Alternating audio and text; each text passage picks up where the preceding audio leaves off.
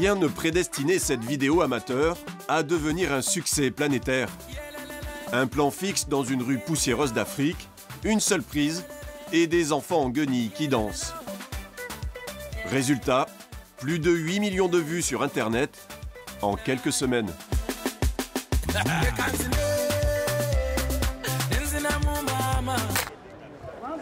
Nous avons voulu rencontrer ces enfants. Nous les avons retrouvés sur les bords du lac Victoria à Kampala, la capitale de l'Ouganda. L'un des pays les plus pauvres au monde, où près de 40% de la population vit avec moins de 1 $ par jour.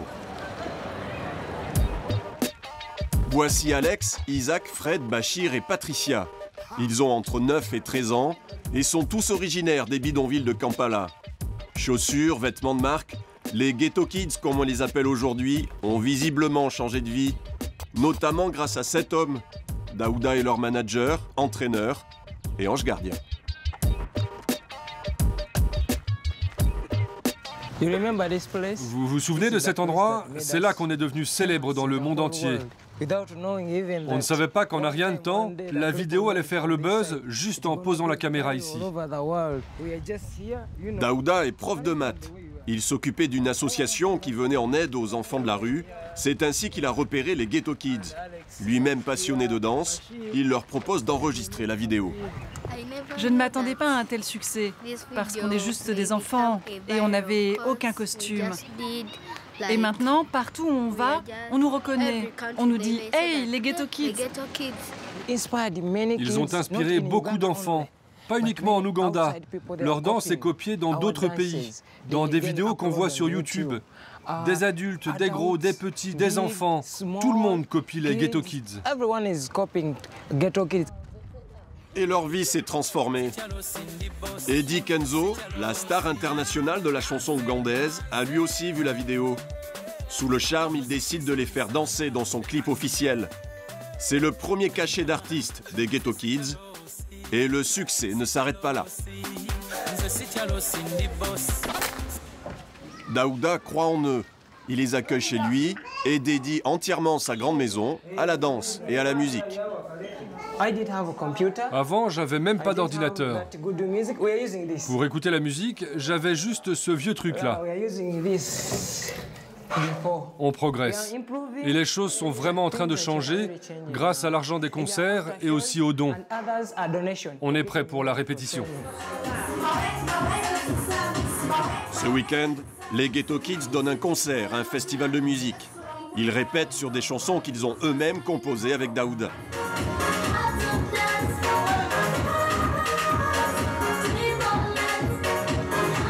Hypnotisés par la caméra, ils jouent avec, comme les pros.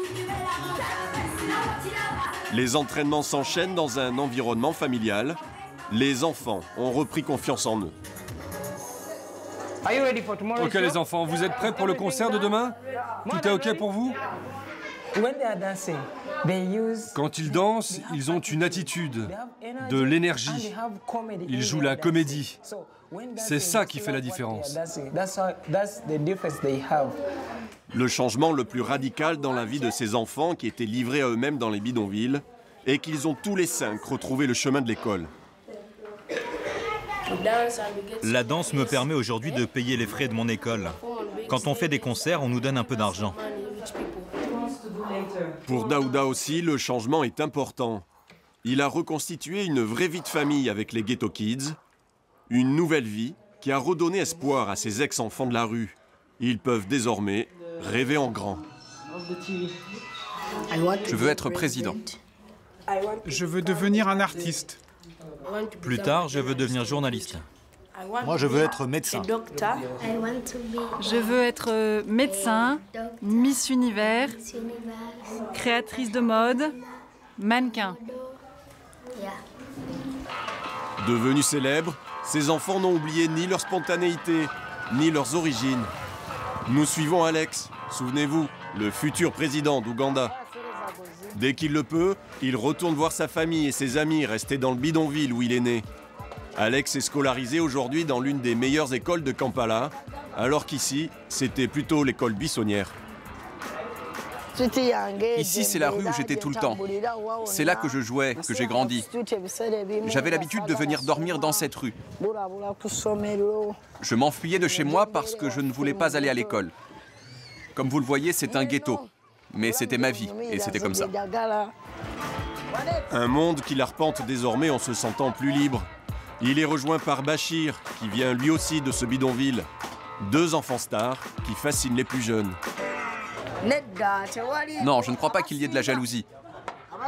Peut-être qu'il y en a un peu, mais je ne la sens pas. En tout cas, il ne la montre pas. Quand il vivait ici, Alex ne mangeait qu'une seule fois par jour. Une nourriture souvent glanée en faisant la manche. Voici ma mère. C'est ici que je vivais. Et voici mon petit frère, qui vit encore ici, lui. Ils étaient 7 à s'entasser dans cette maison d'une seule pièce. Aujourd'hui, grâce à l'argent des concerts, Alex aide toute sa famille. Alex nous aide en nous achetant des vêtements pour ses frères et sœurs et pour moi. Je suis vraiment fière et heureuse pour lui qu'il soit là où il est. J'espère qu'un jour il pourra construire sa maison et nous sortir du bidonville. Je voudrais pouvoir aider ma mère chaque fois qu'elle le demande. En tout cas, tant que j'aurai de l'argent, je le ferai. Daouda a rassemblé la petite troupe dans sa voiture. L'heure du concert approche, mais avant, un petit détour chez le coiffeur s'impose. C'est devenu un rituel. Plus question de se produire débraillé, les Ghetto Kids soignent désormais leur look. Hé, prof! T'as vu ce qu'ont fait les garçons à leurs sourcils? Ils les ont taillés.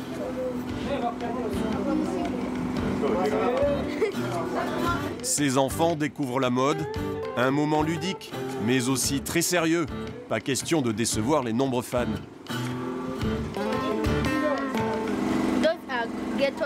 Il y en a encore qui pensent que les Ghetto Kids sont toujours habillés en guenilles. Mais ils vont voir au concert qu'on a vraiment changé. Les Ghetto Kids sont devenus les ambassadeurs des enfants ougandais. Une notoriété pas toujours facile à gérer pour un petit garçon. Les filles veulent faire des photos avec nous. Elles nous demandent notre numéro de téléphone, elles nous demandent en ami sur Facebook. Parfois, ça me met mal à l'aise, alors je m'en vais parce que je sais pas quoi faire.